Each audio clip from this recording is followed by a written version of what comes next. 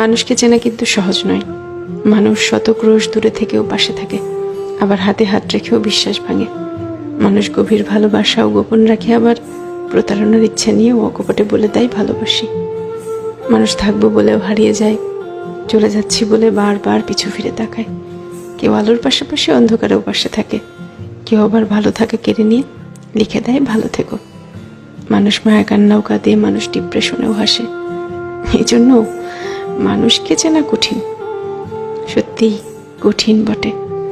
মানুষে মানুষে তফাৎ, ভেতরে বাহিরে তফাৎ, কথা কাজে তফাৎ, তফাৎ মন কিংবা মনুষ্যত্বে। তাই মানুষ চেনার ব্যাপারে খুব বেশি আত্মবিশ্বাসী হতে নেই।